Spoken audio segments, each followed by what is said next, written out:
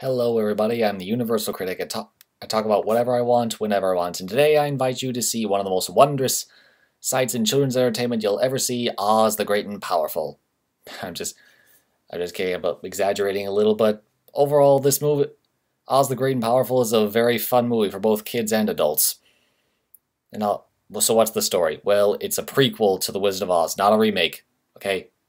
It's not a remake. Just trust me, they would never get away with that in a million years. In fact, they tried that once with The Wiz, and it sucked. Yeah, I know people like The Wiz, but it's not a very good movie. But this, however, is. So what's the story?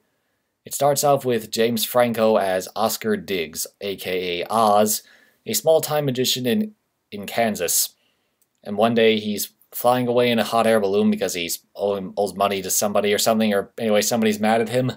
But in the process, he gets sucked into a tornado and gets thrown over the rainbow and lands in the land of Oz. There he meets the three witches: Theodora, played by Mila Kunis, Evanora, played by Rachel Weisz, and Glinda, played by Michelle Williams. And so he's told by the witches that there's a prophecy that he must kill the Wicked Witch, so he eases on down the yellow brick road to try and complete his quest and take his place as the King of Oz. There's like a prophecy or something that a great man would fall from the sky and help save their kingdom or something. So how's the movie? Well, I saw the movie in 3D. Yes, I actually saw a movie in 3D for once. And it was actually really cool. Seeing all those colorful images constantly thrown out at you made it really interesting. Like, visually exciting anyway. And what I like about the movie is also the visual style is really cool. See, the first like 10 minutes, the parts that are set in Kansas, are actually shot in black and white, which is obviously, while the rest of the movie is in color, which is obviously an homage to the original Wizard of Oz. But here's what I think they should have done. I think someone else made a comment like this.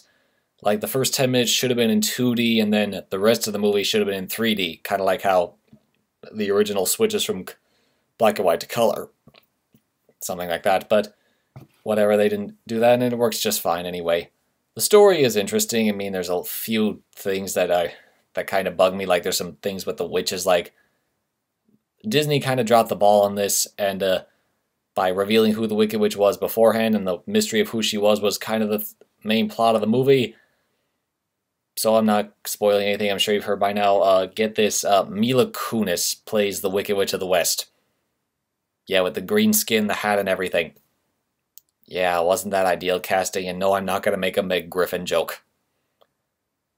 But she's not the weakest link in the story.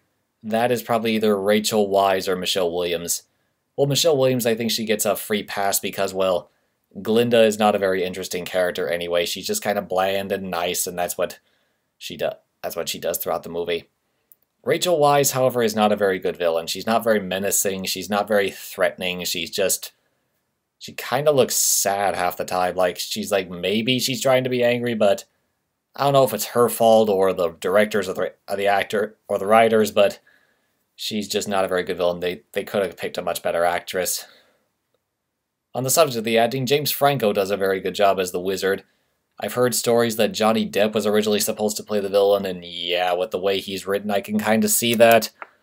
But he does a good job, all things considered. And we also get Zach Braff voicing a flying monkey. Yeah, Zach Braff is always funny, and he does a good job here. So overall, Oz the Great and Powerful is a very fun movie, and it's not the original, as if I even need to say that, but it's not trying to be like the original. It's trying to be its own thing, and it works for the most part anyway. So overall, I give it a good recommendation. So see it, and I'm sure you'll enjoy it. I'm the Universal Critic. I talk about whatever I want, whenever I want. Goodbye.